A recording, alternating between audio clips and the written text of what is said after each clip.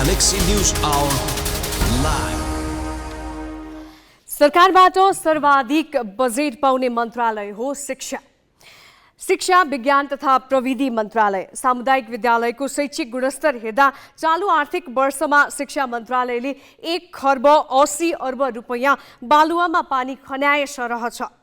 सामुदायिक विद्यालयमा अध्ययनरत बालबालिकाको शैक्षिक गुणस्तरमा सुधार ल्याउन मन्त्रालयले हरेक 2-4 वर्षमा अरबौं रुपैयाँ खर्चने नयाँ कार्यक्रम ल्याइरहेको हुन्छ। तर ती कार्यक्रम शैक्षिक गुणस्तरलाई प्रभावकारी बनाउन असफल भएका छन्। विगत 1 दशकमा शिक्षा क्षेत्रमा सरकारको लगानी 3 गुणाले बढेको छ। बजेटको ठूलो अंश विद्यालय तहमा खर्च हुन्छ, तर विद्यार्थीको सिकाइ प्रभावकारी हुन नसक्दा लगानी खेर गइरहेको छ। महँगो भए पनि अभिभावकहरू आफ्ना बालबालिकालाई निजी विद्यालयमा पढाउन बाध्य छन्। सामुदायिक शिक्षामा सरकारको ठूलो लगानी अनुत्पादक भइरहँदा त्यो लगानी र प्रतिफलको लेखाजोखा हुँदैन। अध्ययन अनुसन्धान बिना शिक्षाका कतिपय नयाँ कार्यक्रमहरू हचुवाको भरमा लागू गर्ने प्रवृत्तिले आगामी दिनमा पनि सामुदायिक शिक्षाको गुणस्तरमा सुधार आउनेमा शंका छ। आज न्यूज आवरमा हामी शिक्षा क्षेत्रको अरबौंको लगानी किन सार्थक बनाउन सकेन यसको चिरफार गर्नेछौँ। साथमा हुनेछ राष्ट्र बैंकका गभर्नर निलम्बनमा पर्दा अर्थतन्त्रमा पार्ने प्रभावको लेखाजोखा।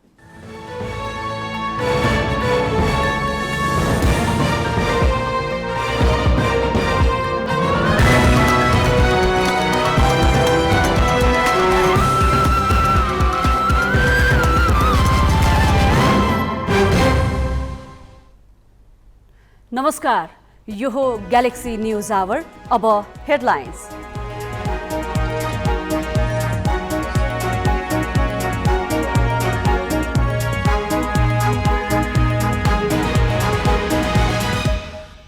आर्थिक सङ्कटको मुखमा राष्ट्र बैंकलाई नेतृत्वविहीन बनाउँदा गम्भीर मौद्रिक जोखिम निम्तिन सक्ने एमाले भन्छ।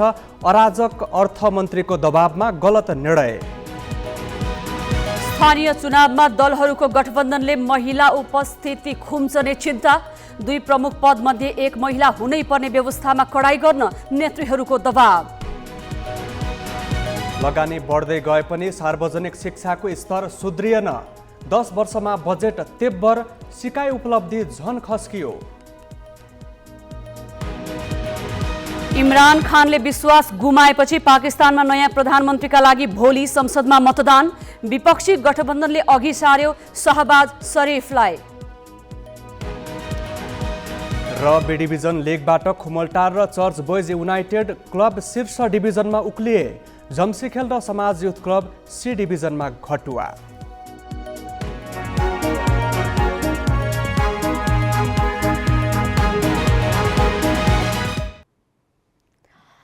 सार्वजनिक विद्यालयहरूको शैक्षिक स्तर सुधार हुन नसकेको नयाँ विषय रहेन। कहिले सुधार हुन्छ र के गर्दा चाहिँ परिणाम हात लाग्छ भन्ने प्रश्नको जवाफ पाउनै मुस्किल भइसकेको छ।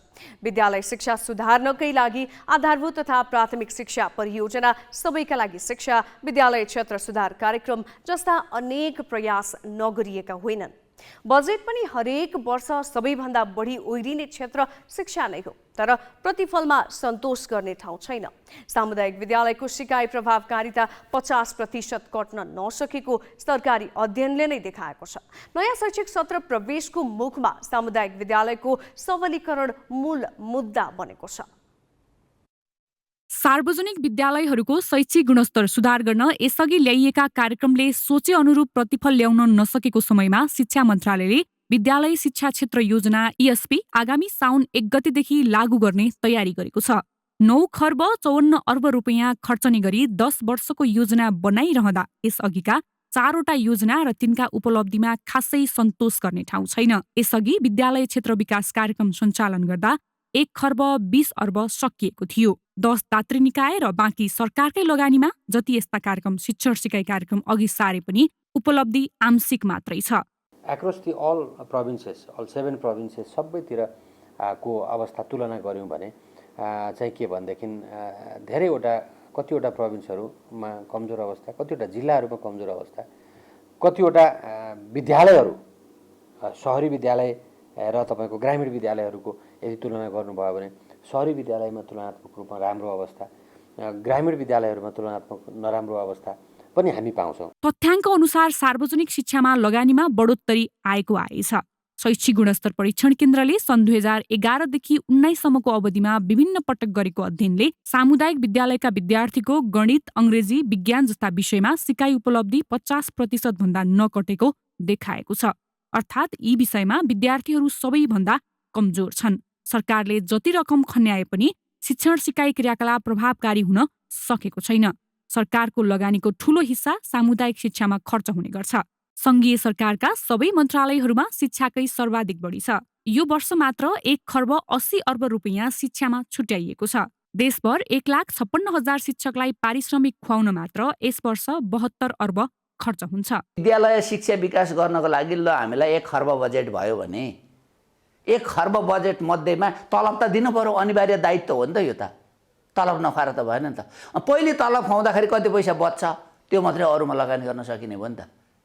चाहिन त हामीलाई 2 खरब चाहिएछ त। 2 खरब त राष्ट्रिय बजेटले सम्बोधन गर्न सक्दैन नि त। बाल विकासका शिक्षकहरू सहित हामीले 38 अरब जति चाहिँ यो स्यालेरी भन्दा बाहेक हैन अरू काम गर्नको लागि, तालिमका लागि अथवा पाठ्यपुस्तक विकास गर्नको लागि अथवा अन्य सेक्टरमा हैन हामीले त्यो चाहिँ खर्च गरेका छौँ।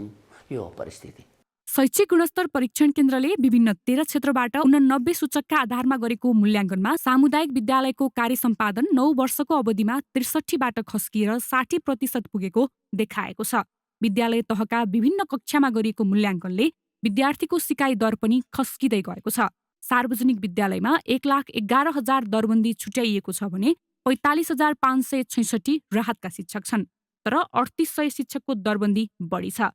कतिपयले शिक्षामा लगानी कम भएको तर्क गर्छन्, तर निजी विद्यालयका शिक्षकले सरकारी सरह सुविधा नै पाउँदैनन् र पनि त्यहाँको शैक्षिक गुणस्तर सरकारीको तुलनामा राम्रो छ। यसले समस्या लगानीमा होइन, विद्यालय व्यवस्थापन र शिक्षक परिचालनमै समस्या देखाउँछ। क्यामेरामा विष्णु थापाका साथ प्रज्ञातिमल सिन्हा, ग्यालेक्सी 4K, काठमाडौँ।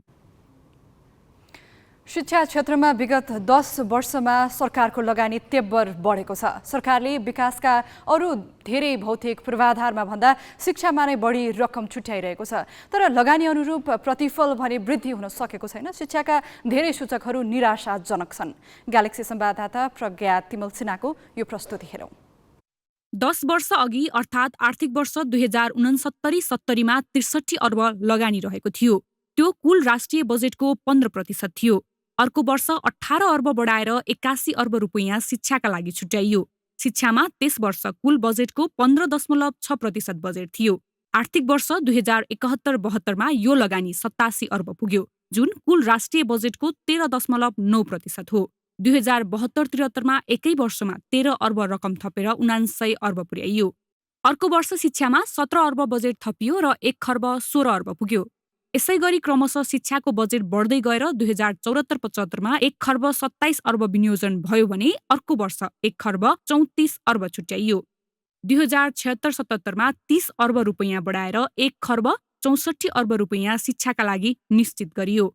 गत आर्थिक वर्षमा कोरोना महामारी लगायतका कारण अघिल्ला वर्षहरूमा जस्तो बजेट त बढेन, तर घट्न पनि घटेन। अघिल्ला वर्षभन्दा 8 अर्ब रकम थपेर 1 खर्ब 72 अर्ब रकम शिक्षा क्षेत्रमा लगाइएको थियो। यो वर्ष सङ्घीय सरकारले शिक्षामा 1 खर्ब 80 अर्ब रकम विनियोजन गरेको छ। राष्ट्रिय बजेटको तुलनामा यो 10% माथि नै हो। 10 वर्ष अघिको तुलनामा बजेटको यो आकार झण्डै तेब्बर हो। शिक्षा क्षेत्रको बजेटमा ठूलो रकम विद्यालय तहमै खर्च हुन्छ। त्यसमा पनि शिक्षकको तलब भत्ता र पेन्सनमै यो रकम जान्छ। शिक्षामा लगानी यसरी बढिरहँदा शैक्षिक स्तर भने अपेक्षित दरमा बढ्न सकेको छैन। सरकारकै शैक्षिक गुणस्तर परीक्षण केन्द्रले यसै वर्ष गरेको अध्ययन अनुसार कक्षा 10 को सिकाइ उपलब्धि 50% पनि नाग्न सकेको छैन। अर्थात् शिक्षकले पढाएको कुरा विद्यार्थीले आधा पनि बुझेका छैनन् वा शिक्षकले बुझाउनै सकेका छैनन्। सबैभन्दा कमजोर सिकाइ विज्ञान विषयको 38% छ। यो भनेको निकै निराशाजनक अवस्था हो। यस्तै अङ्ग्रेजी विषयमा 48% र गणितमा 50% छ। यो पनि सन्तोषजनक नतिजा होइन। नेपालीमा सबैभन्दा बढी 62% रहेको छ। यसलाई मध्यम खालको उपलब्धि मान्न सकिने विज्ञहरूले उल्लेख गरेका छन्। यो त एक दृष्टान्त मात्र हो। कक्षा 10 मा मात्र होइन, अन्य कक्षाहरूको अवस्था पनि यो भन्दा धेरै फरक छैन। अर्थात् शिक्षा क्षेत्रमा गरिएको लगानी किन उपलब्धिहीन भइरहेको छ, गम्भीर समीक्षा गर्नुपर्ने भएको छ। प्रज्ञातिमल सिन्हा, ग्यालेक्सी 4K, काठमाडौँ।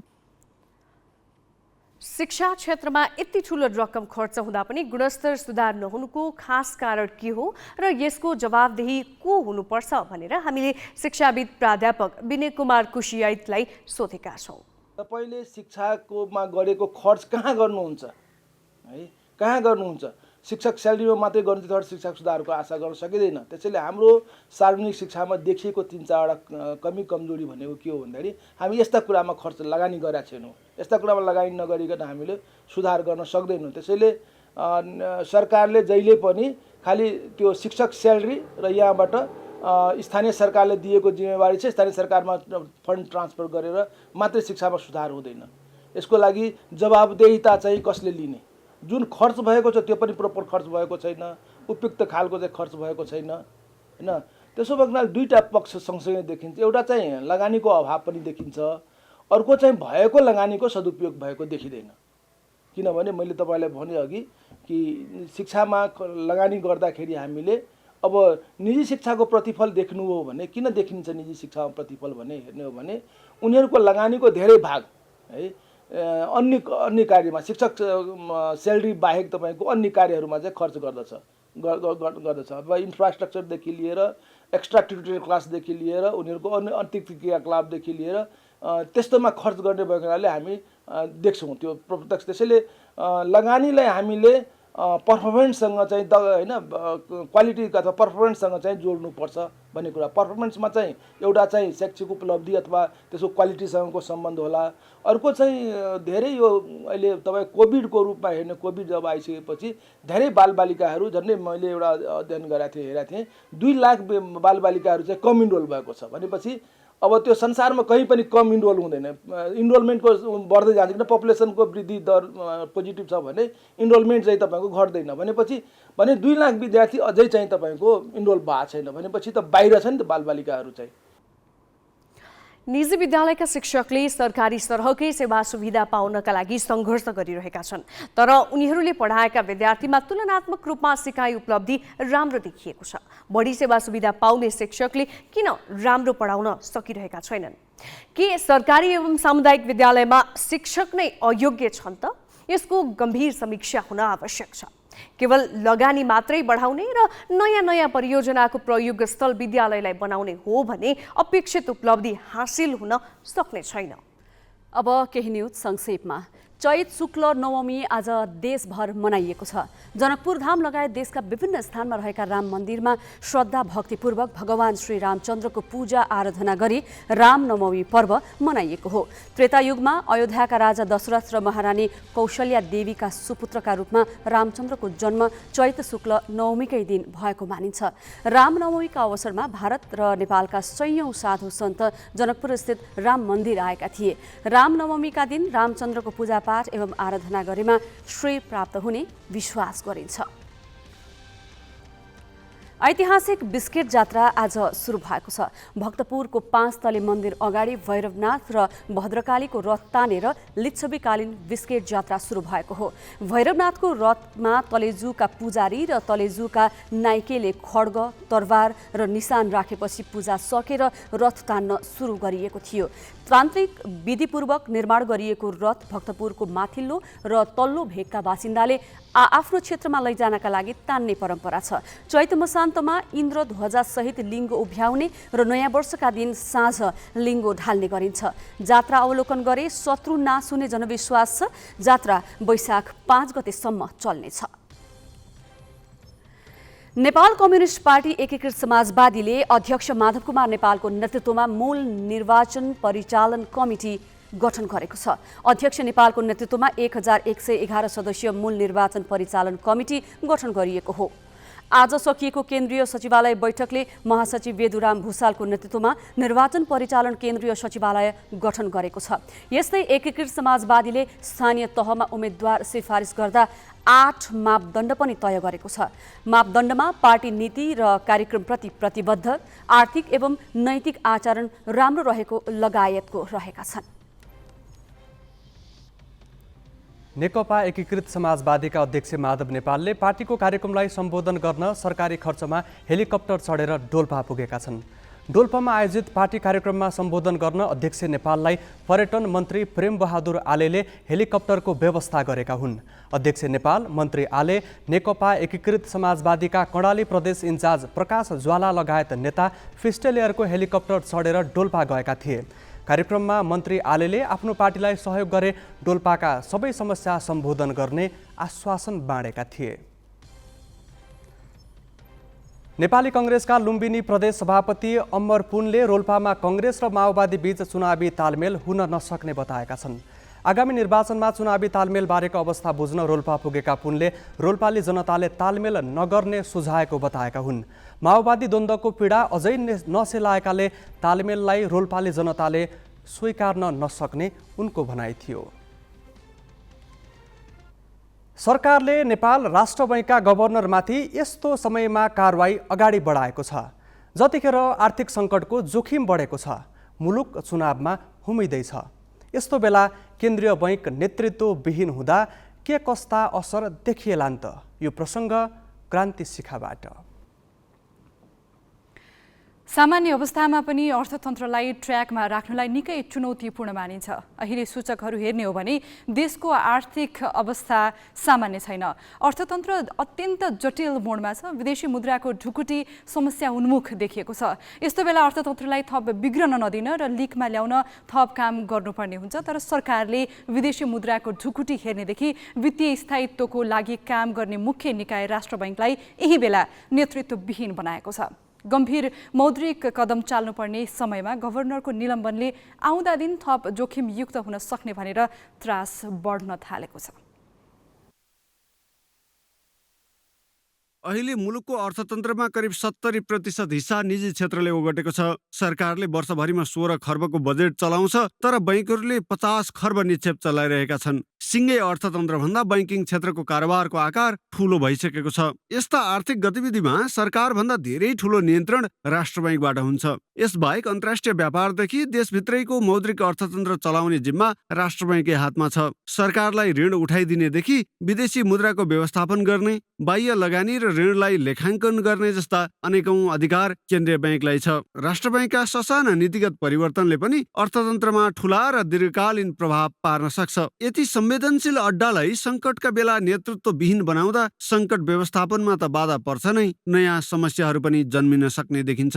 यो अहिलेको प्रक्रिया जुन छ, सरकारले निलम्बन गरेको स्थितिले चाहिँ नि अलिकति कन्फिडेन्ट लुज हुने, त्यहाँ कर्मचारीमा उसमा संस्थाको कन्फिडेन्ट लुज हुने त्यो त निश्चय पनि हुन्छ नै। किन भनेर भन्दाखेरि किन स्वतन्त्र रूपमा वित्तीय क्षेत्र सञ्चालन गर्ने ठाउँमा अब सरकारले यसरी सिधै त्यसको प्रमुखलाई निलम्बन गर्दा त अब वित्तीय क्षेत्रमै एउटा क्वेसन मार्क चाहिँ नि अप्ठ्यारो पर्ने स्थिति चाहिँ नि हुन्छ। गभर्नरको अनुपस्थितिमा राष्ट्र बैंकको काम ठप्पै त हुँदैन। नीतिगत निर्णयहरू सञ्चालक समितिबाट हुन्छन्। सञ्चालक समितिले गर्ने निर्णयहरू कार्यान्वयन गर्नका लागि 1000 भन्दा बढी कर्मचारी छन्। तर सञ्चालक समितिको अध्यक्ष गभर्नर हुन्, जो अहिले निलम्बनमा छन्। अर्को कुरा, 7 सदस्यीय सञ्चालक समितिमा 2 जना सदस्य रामजी रेग्मी र श्रीराम पौडेलको 5 वर्ष कार्यकाल शुक्रबार सकिँदैछ। अर्का सदस्य सुबोध कुमार कर्ण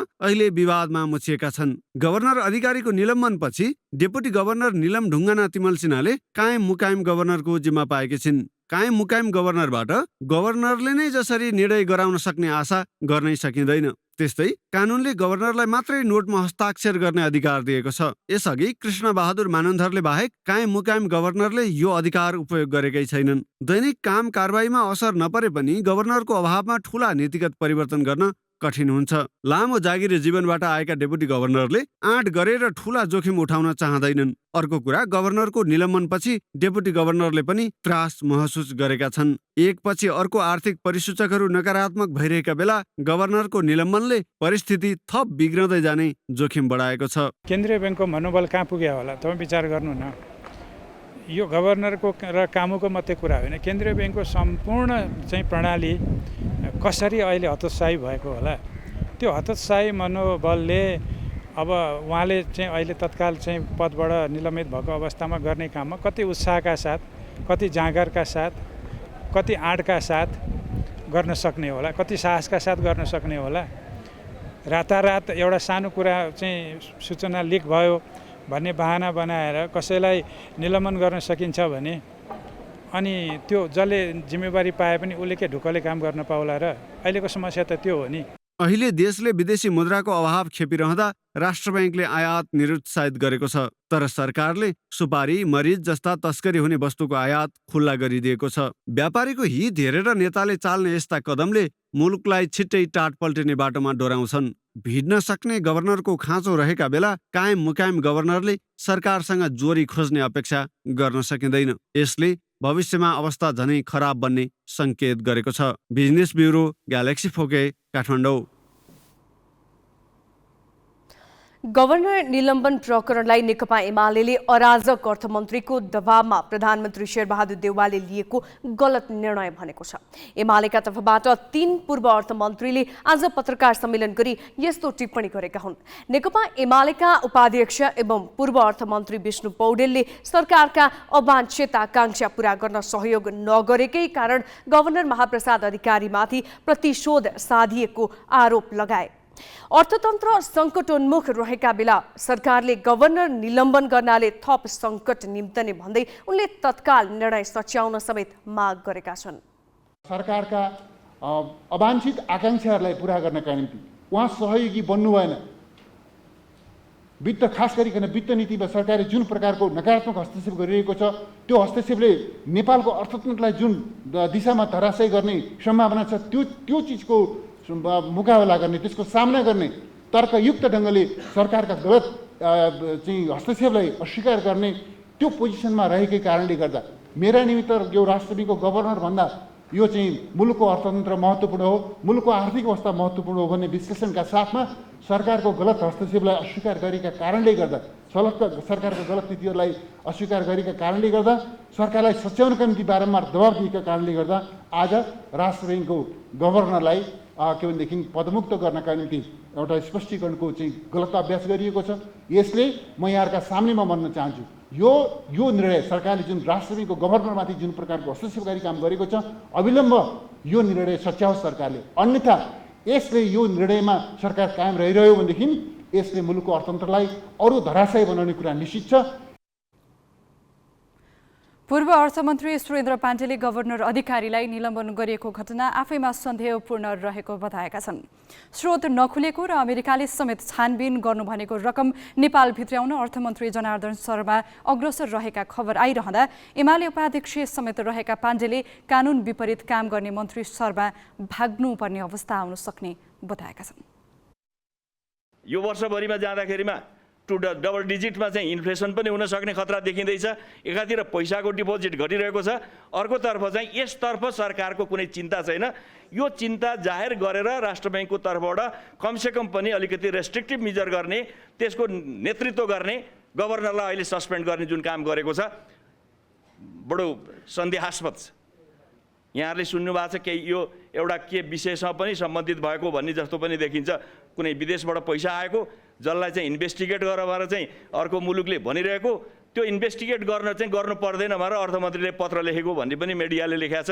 के सत्य हो थाहा छैन मलाई, तर यदि त्यस्तो हो भने र मलाई थाहा छैन, हामी सबै यहाँ अर्थमन्त्री भएकै मान्छे हौँ, अर्थमन्त्रीले लेखेर फलानाको पैसा दिए भनेर भन्नै मिल्दैन। कुनै संस्थालाई विदाउट भनौँ न अर्थमन्त्री त्यो दिने अधिकारी होइन नि। इन्भेस्टिगेसन गर्ने चाहिँ अथोरिटीले चाहिँ गरिरहेको बेलामा त यो पैसा दे त्यो नदे भन्ने खालको तरिका गर्ने हो भनेदेखि त्यसले स्वाभाविक रूपमा अर्थतन्त्र एउटा अथवा त्यसलाई रेगुलेट गर्ने एजेन्सीले ठिक ढङ्गले काम गर्न सक्दैन। त्यो एक प्रकारले भने नि क्राइम नै हुन्छ। म त के देखिरहेको छु भने श्रीलङ्कामा चाहिँ अर्थमन्त्री चाहिँ भाग्ने रे भनेर सुन्दैछु। कतै यो दिन त नआओस् नेपालमा। यही केसले वास्तवमा भन्यो भने यदि हाम्रो एजेन्सिजहरूद्वारा हुने भने त्यही केसमा लगेर अर्थमन्त्रीलाई अहिले हालिदिनुपर्ने हो भित्र। निहित र स्वार्थपूर्तिका लागि नेपाल राष्ट्र बैंक जस्तो स्वायत्त र संवेदनशील निकायमा गरिरहेको हस्तक्षेपले वित्तीय क्षेत्रमा नयाँ प्रकारका जोखिम र विशृङ्खलता आउन सक्नेछन्। आसन्न आर्थिक सङ्कट र चुनावको मुखमा चालिएको यो कदम त स्वयं सरकारका लागि प्रतिउत्पादक हुने देखिएको छ। अब पालो सही कि गलतको।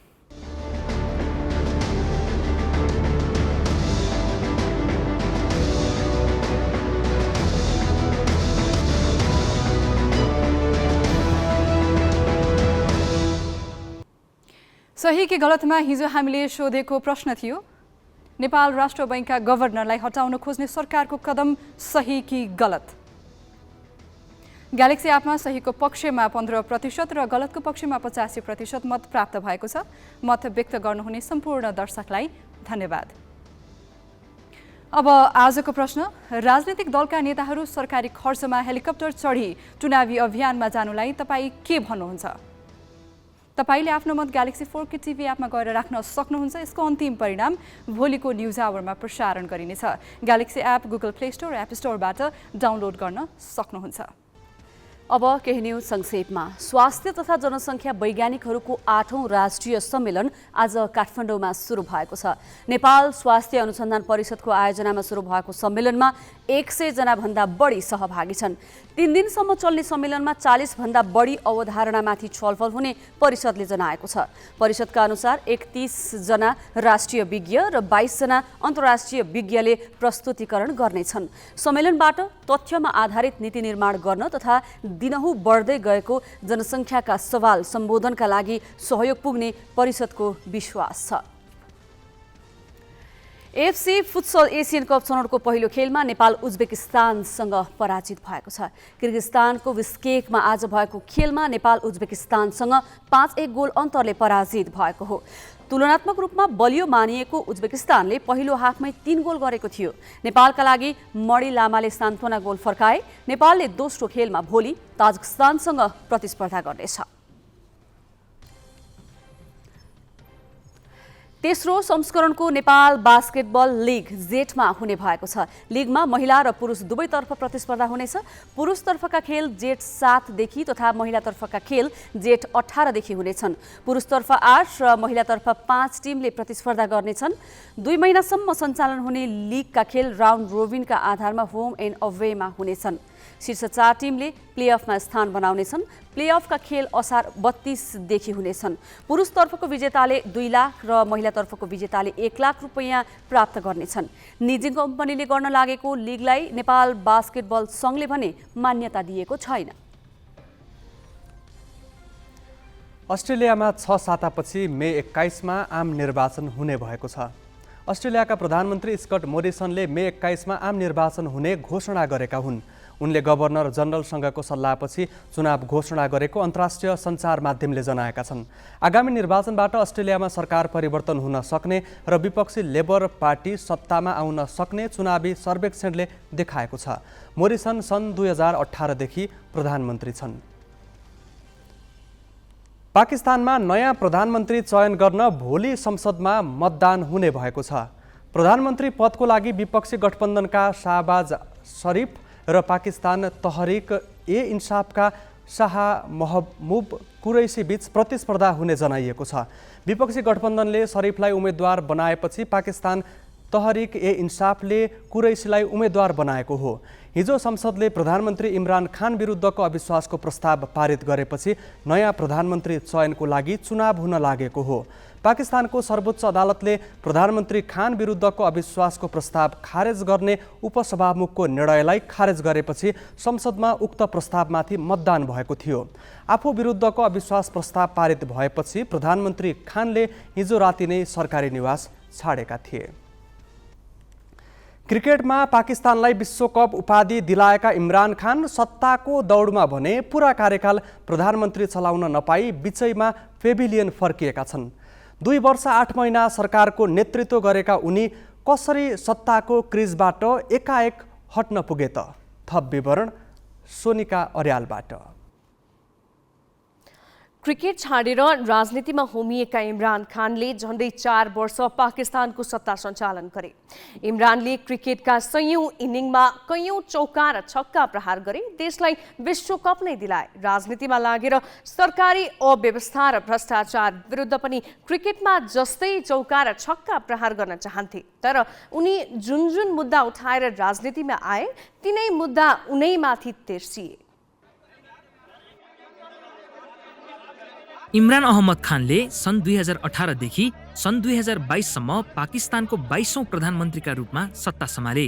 खान पाकिस्तानका प्रधानमन्त्री हुनु अघि क्रिकेटर थिए। पाकिस्तानको राष्ट्रिय क्रिकेट टोलीको कप्तान समेत भएका खान अहिले पाकिस्तान तहरिक ए इन्साफ PTI पार्टीका अध्यक्ष हुन्।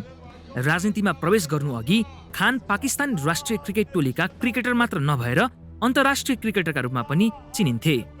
18 वर्षको उमेरमा क्रिकेट करियर सुरु गरेका खानले सन् 1992 को विश्वकप क्रिकेटमा पाकिस्तानलाई जित दिलाएर सन्यास लिए। उनलाई ICC क्रिकेट हल अफ फेममा पनि समावेश गरिएको थियो।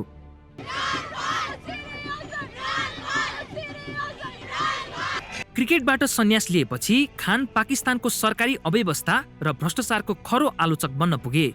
उनले पाकिस्तानमा हुने गरेको भ्रष्टाचार र आर्थिक असमानताको आलोचना जारी राखे।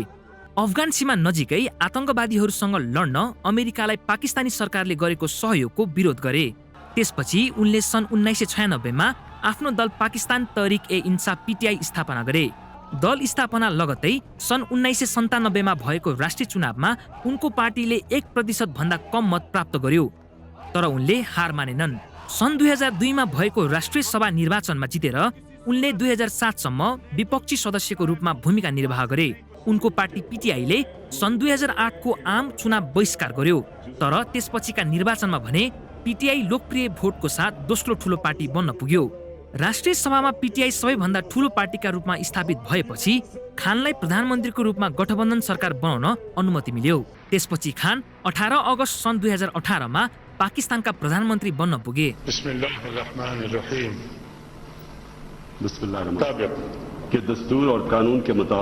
तर सन् 2022 को मार्च 8 का दिन खान विरुद्ध अविश्वासको प्रस्ताव पेश भयो। त्यसपछि उनको सिफारिसमा राष्ट्रपति आरिफ अलवीले संसद विघटन गरेका थिए, तर त्यहाँको सर्वोच्च अदालतले संसद पुनर्स्थापना गरिदियो। त्यस लगत्तै पाकिस्तानमा खान विरुद्ध ल्याइएको अविश्वास प्रस्तावमाथि मतदान भयो, जुन मतदानबाट खान अल्पमतमा परे र प्रधानमन्त्रीबाट बाहिरिए।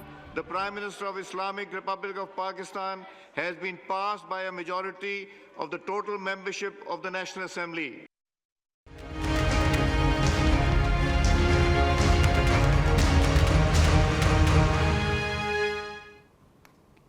राज्यको समावेशी नीति र नयाँ संविधानका बाध्यकारी व्यवस्थाका कारण नीति निर्माणका तहमा महिला उपस्थिति बढेको छ। स्थानीय तहमा प्रमुख वा उपप्रमुख मध्ये एकजना महिलाको उम्मेदवारी हुनै पर्ने व्यवस्थाले पनि लैङ्गिक सन्तुलनमा सघाएको छ। तर यहीँभित्र केही अपवाद व्यवस्था छन् जसले अझै पनि महिला उपस्थिति विस्तारमा बाधकको काम गरिरहेका छन्। खास गरी दलहरूबीच गठबन्धन वा तालमेल हुँदा महिलाको उपस्थिति खुम्चिने चिन्ता बढाएको छ।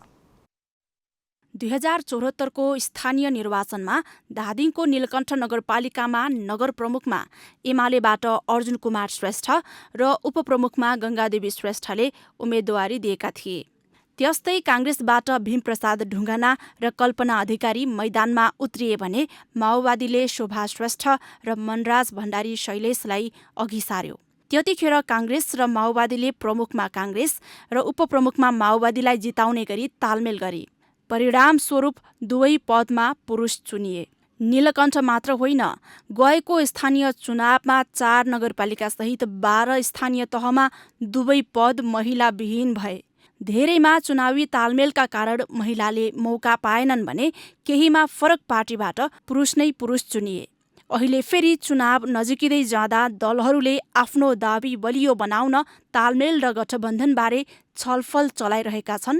यसले महिला प्रतिनिधित्व घटाउने र प्रमुख वा उपप्रमुख मध्ये एक महिला हुने गरी संविधानले सुरक्षित गरिदिएको स्थान पनि खोसिने हो कि भन्ने चिन्ता बढाएको छ। गठबन्धनको नाउँमा महिलालाई चाहिँ हत्या गर्न पाउँदैन, यो चाहिँ तपाईले जानकारी दिन चाहन्छु। किनभने अहिले सबैलाई एउटा कुरा के छ भने गठबन्धन भनिया छ। ल मेयरमा पनि महिलै पुरुषै, उपमेयरमा पनि पुरुषै भयो भने भोलि हामी महिलाहरू एकजुट भएर चाहिँ हामी आन्दोलन गर्नुपर्ने आवश्यकताहरू पनि आइपर्छ। भोलि काङ्ग्रेसलाई पनि यसमा चाहिँ धक्का पर्न सक्छ। जुनले चाहिँ संविधानले पाएको हामीले मेयर या उपमेयर भनेर पाएको छ, अब त्यो चाहिँ हाम्रो सुनिश्चित हुनैपर्छ। सत्तारूढ नेपाली कांग्रेस, नेकपा माओवादी केन्द्र, एकीकृत समाजवादी, जनता समाजवादी पार्टी र राष्ट्रिय जनमोर्चाले 5 दलीय गठबन्धनलाई कायम राख्ने भनेका छन्। गठबन्धन वा तालमेलको ढाँचाबारे छलफल भइरहे पनि यसले एक किसिमको तरङ्ग पैदा गरिसकेको छ। शुक्रबार मात्रै विभिन्न राजनैतिक दलका महिला नेतृत्वको समूह निर्वाचन आयोगमै ध्यानाकर्षण गराउन पुगेको थियो। दलहरूमा संस्थागत निर्णय गरी चुनावी तालमेलमा जाँदा महिला प्रतिनिधित्व विगतमा भन्दा झन कमजोर हुने उनीहरूको आकलन छ। प्रमुखमा पनि पुरुष दिएको, उपप्रमुखमा पनि पुरुष दिएर पुरुष नै आएको घटना छ हामीसँग। तर त्यही कुरा नदोहोरियोस् भनेर हामी चाहन्थ्यौँ, तर त्यस्तै हुने सम्भावना धेरै देखिएको छ। त्यसैले गठबन्धनमा रहेका पार्टीहरूलाई पनि हामीले सबैले कम्तीमा पनि ऐनमा भएको व्यवस्थालाई अभ्यासमा लिएर जाउँ भन्ने नै हो हाम्रो त कुरा। गठबन्धन गरेर अगाडि बढे पनि प्रमुख र उपप्रमुखमा एक महिला हुनुपर्नेछ भन्ने खालको कुरामा चाहिँ यकिन गर्ने गरी ऐन संशोधन गर्नुपर्ने रहेछ भन्ने कुरो चाहिँ मलाई महसुस भएको छ। स्थानीय तह निर्वाचन ऐनको दफा 17 को उपदफा 4 ले राजनीतिक दलले मनोनयन पत्र पेश गर्दा गाउँपालिका अध्यक्ष उपाध्यक्ष, नगरपालिका प्रमुख उपप्रमुख तथा जिल्ला समन्वय समितिको प्रमुख र उपप्रमुख मध्ये 50% महिला उम्मेद्वार पठाउनुपर्ने व्यवस्था गरेको छ। तर दलले एकजना मात्र उम्मेद्वारी दिएमा यो प्रावधान लागू नहुने उल्लेख छ। यसले पनि गठबन्धनको नाममा महिला नेतृत्व नै सङ्कटमा पर्ने चिन्ता बढेको हो। शिखा श्रेष्ठ, ग्यालेक्सी 4K, काठमाडौँ। महिलाको सहभागिताको कोणबाट विगतका तुलनामा 2074 को स्थानीय निर्वाचन उत्साहजनक रह्यो। संविधान र कानूनका बाध्यकारी प्रावधानका कारण समग्रमा निर्वाचित प्रतिनिधिमा पनि महिलाको संख्या उल्लेख्य रह्यो। तर प्रमुख पदहरूमा पनि महिलाको उपस्थिति कमजोर देखियो। स्थानीय तह निर्वाचन 2074 लाई फर्केर हेर्दा तथ्याङ्कमा महिलाको उपस्थिति कस्तो रह्यो त? हेरौँ यो प्रस्तुति। 2074 सालको निर्वाचनमा 753 स्थानीय तहमध्ये 18 वटामा मात्रै महिला प्रमुख चुनिएका थिए। बाँकी सबैमा पुरुषको नेतृत्व रह्यो। 6 महानगरमा एउटा, भरतपुरमा मात्र प्रमुखमा महिला निर्वाचित भए। 11 उपमहानगरमा कहीँ पनि महिला प्रमुख आउन सकेनन्। 276 नगरपालिका मध्ये 6 ठाउँमा महिलाले नेतृत्व गर्ने अवसर पाए। 460 गाउँपालिका मध्ये जम्मा 11 ठाउँमा महिलाले अध्यक्षमा जित्न सके। महानगर, उपमहानगर र नगरपालिकाका उपप्रमुखमा भने 276 ठाउँमा महिला आउन सफल भए। 424 गाउँपालिकामा महिला उपाध्यक्ष चुनिए। 4 नगरपालिका सहित 12 वटा स्थानीय तहमा दुवै पद महिला विहीन भए। देशभरका 6742 वडामध्ये मुस्किलले 61 वडामा मात्र महिलाले नेतृत्व गर्ने अवसर पाए। 6681 वडा अध्यक्षको कुर्सी पुरुषले नै ओगटे। खुल्ला वडा सदस्य मध्ये 254 जना महिलाले जिते। त्यतिखेर देशभरका सबै पदमा गरी 1,48,352 उम्मेद्वार मैदानमा थिए। तीमध्ये महिला उम्मेद्वार 57,843 थिए। 14,352 महिला निर्वाचित भई स्थानीय सरकारमा स्थान सुरक्षित गरेका थिए। प्रमुख प्रतिपक्षी नेकपा एमाले स्थानीय तहको निर्वाचनका लागि धमाधम उम्मेद्वारको नाम सिफारिस गरिरहँदा सत्ता गठबन्धनलाई भने तालमेलको ढाँचा तय गर्नै सकस परेको छ। गठबन्धनको निर्वाचन परिचालन तथा अनुगमन समितिको आज बसेको बैठक तालमेलको ढाँचा तय गर्न असफल भयो। समिति अनिर्णित भएपछि भोलि सत्ता गठबन्धनका शीर्ष नेताको बैठक बोलाइएको छ। वैशाख 30 गते सम्पन्न हुने स्थानीय निर्वाचनको बारेमा 5 दलीय जुन संयन्त्र रामचन्द्र पौडेलजीको अध्यक्षतामा बनाएको छ त्यसको बैठक सम्पन्न भयो। यो बैठकले स्थानीय निर्वाचनमा कसरी यो गठबन्धनलाई प्रभावकारी रूपले अगाडि बढाउने यसबारेमा बृहत छलफल गरेको छ र भोलि 9 बजे शीर्षस्थ तहको बैठक बसेर हामी एउटा निष्कर्षमा पुग्छौँ। स्थानीय तहहरूबाट धेरै प्रतिवेदनहरू आएका छन्, त्यसबारेमा पनि आज छलफल भएको छ र यी सबै कुराहरू सहित भोलि शीर्षस्थ नेताको बैठक बस्छ र त्यो बैठकबाट अगाडि हामी कसरी बढ्छौँ त्यसको चाहिँ तालमेलको मोडालिटी भोलि तय हुन्छ। संयन्त्रले गठबन्धनलाई जिम्मा लगाएको हो। संयन्त्रलाई केही कुराहरू को छलफल गरेर सुझाव दिने जिम्मा संयन्त्रलाई छ र हामी केही सुझावहरू सहित भोलि सुझावहरू अघि मैले भने नि अब यसलाई कसरी प्रभावकारी बनाउने र 5 दलीय गठबन्धनलाई कसरी त्यसलाई चाहिँ सङ्गठित बनाउने यिनै बारेमा छलफल भएको छ। निर्वाचन आयोगले उम्मेद्वारहरूका लागि यसपालि खर्चको सीमा 7.5 लाख रुपैयाँ तोकेको छ। तोकिएभन्दा बढी रकम खर्च गरेको पाइए उम्मेदवारी नै रद्द हुने सम्मको व्यवस्था छ। यस्तो व्यवस्था अघिल्ला निर्वाचनमा पनि थियो। 4 वर्ष अघिको निर्वाचनमा आफूले सीमाको 24 गुणा बढी खर्च गरेको सार्वजनिक अभिव्यक्ति दिएपछि नेपाली कांग्रेसका नेता शशाङ्क कोइराला यतिखेर चर्चामा छन्। उनको यो अभिव्यक्तिले खर्चको सीमा पालना गराउने मामिलामा आयोग निष्प्रभावी भएको पनि स्पष्ट भएको छ। नेपाली कांग्रेसका नेता कोइराला शनिबार काठमाडौँमा एउटा सार्वजनिक कार्यक्रममा सहभागी थिए। उनले त्यो कार्यक्रममा अफ द रेकर्ड भन्दै 2074 को प्रतिनिधि सभा निर्वाचनमा आफूले 6 करोड खर्च गरेको बताए। तपाईहरुलाई भनौं हुन त यो अफ द रेकर्ड हो। मेरो पहिलो मैले 3 चोटी नवलपरासी क्षेत्र नम्बर 1 गयाकोट जसको हो त्यहाँबाट 3 चोटी मैले जितेँ। पहिलो चुनावमा मेरो खर्च 80,000 रुपैयाँ थियो। दोस्रो चुनावमा 3 करोड र लास्ट चुनावमा 6 करोड। ल भन्नुस् त तपाईहरु कोही चुनाव लड्न चाहनुहुन्छ मेरो क्षेत्रबाट म छोड्न तयार छु। कोइरालाले खर्च गरेको भनेको रकम निर्वाचन आयोगले तोकेको भन्दा 24 गुणा बढी हो। आयोगले 2074 को प्रतिनिधि सभा निर्वाचनमा उम्मेद्वारलाई बढीमा 25 लाख रुपैयाँ खर्च गर्न पाउने सीमा तोकेको थियो। निर्वाचन आयोग ऐन 2073 को दफा 24 मा निर्वाचनमा उम्मेद्वार र दलले खर्च गर्ने रकमको सीमा आयोगले तोक्न पाउने व्यवस्था छ। सोही व्यवस्था अनुसार आयोगले 25 लाखको सीमा तोकेको थियो। चुनावपछि उम्मेद्वारले खर्च विवरण निर्वाचन कार्यालयमा बुझाउनु पर्ने व्यवस्था छ। कांग्रेस नेता कोइरालाको अभिव्यक्तिले निर्वाचनमा राजनीतिक दल र उम्मेद्वारले सीमा भन्दा धेरै खर्च गर्ने तर आयोगमा झुट्टो विवरण बुझाउने गरेको घाम झैं छर्लङ्ग भएको छ। त्यति मात्र होइन, आफूले तोकेको खर्चको सीमा पालनामा आयोग चुक्दै आएको पनि स्पष्ट भएको छ। त्यस्ता खालका अभिव्यक्तिहरूले निर्वाचनको स्वच्छता, पवित्रता, मर्यादा मा चाहिँ अलिकति प्रश्न चिन्ह पनि खडा हुने भएको हुनाले यस्ता अभिव्यक्तिहरू उप चाहिँ आयोगको ध्यानाकर्षण र आयोगले छलफल गर्ने नै छ। अब कारबाहीको कुरा त अब विगतको निर्वाचनको सन्दर्भलाई लिएर अब यदि अभिव्यक्ति भएको हो भने अब त्यो प्रसङ्ग त बेग्लै कुराहरू भए। अब यसको बारेमा चाहिँ अब आयोगले अब आफ्नो हिसाबले चाहिँ ती विचारहरू अथवा आयोगको छलफलमा आयो भने केही कुरा चाहिँ धारणा ल्याउला आयोगले। आयोगले स्थानीय तहको निर्वाचनमा यसपालि उम्मेद्वारलाई बढीमा 7.5 लाख रुपैयाँ खर्च गर्न पाउने सीमा तोकेको छ। पैसाका आधारमा मतदाता प्रभावित गर्ने गतिविधि रोक्ने उद्देश्यले आयोगले सीमा तोक्ने गरेको हो। कांग्रेस नेता कोइरालाको अभिव्यक्तिले आफूले तोकेको सीमा पालनाका लागि आयोगले अनुगमन बढाउनुका साथै कारबाहीको डण्डा चलाउने हिम्मत गर्नुपर्ने आवश्यकता देखाएको छ। क्यामेरामा सुशील बास्कोटाका साथ बासु खड्का, ग्यालेक्सी फोके, काठमाडौँ।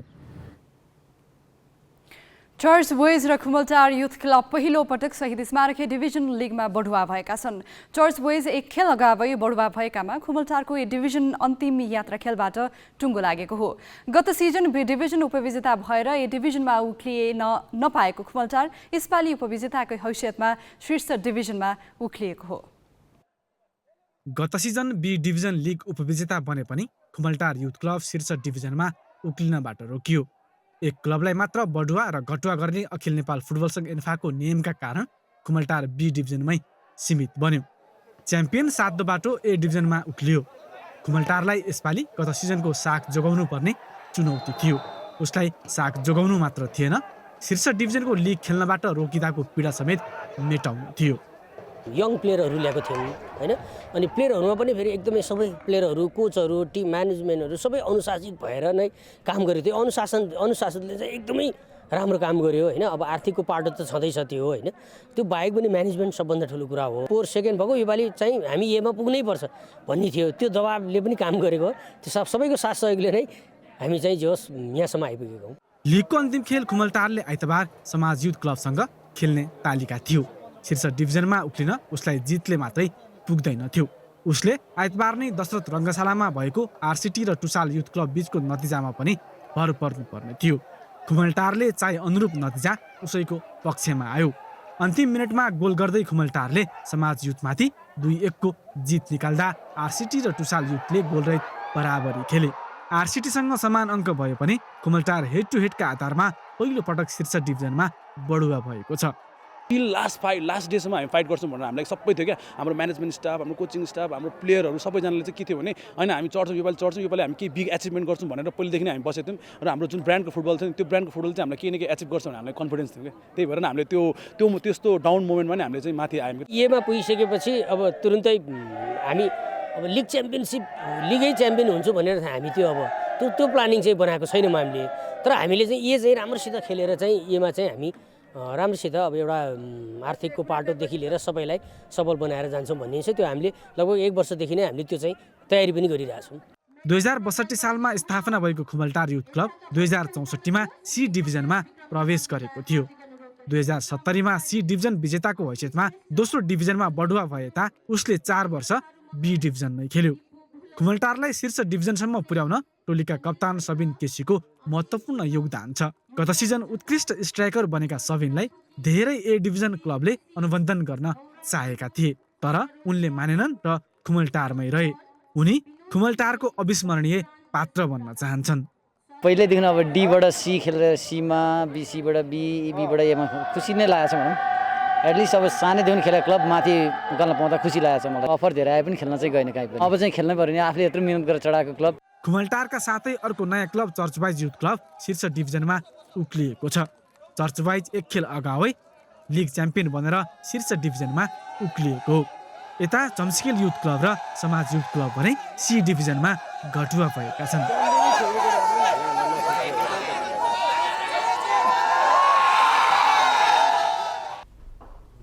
हामी ग्यालेक्सी न्युज आवरको अन्त्यमा छौँ। जाँदा जाँदै हेडलाइन्स।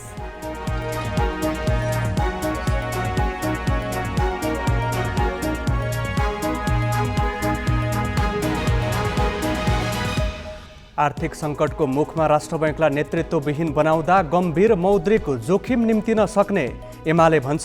अराजक अर्थमन्त्रीको गलत दबावमा गलत निर्णय।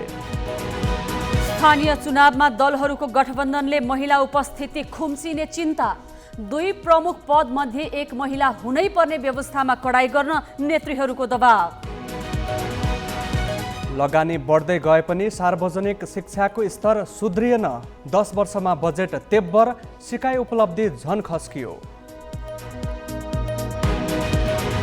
इमरान खानले विश्वास गुमाएपछि पाकिस्तानमा नयाँ प्रधानमन्त्रीका लागि भोलि संसदमा मतदान। विपक्षी गठबन्धनले अघि सार्यो शहबाज शरीफलाई। र बी डिभिजन लिगबाट खुमलटार र चर्च बोइज युथ क्लब शीर्ष डिभिजनमा उक्लिए। जम्सीखेल र समाज youth club C डिभिजनमा घटुवा।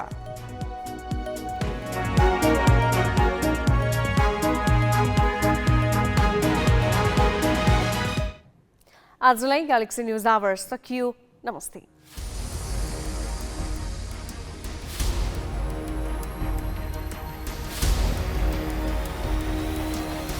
This is Galaxy News Hour Live.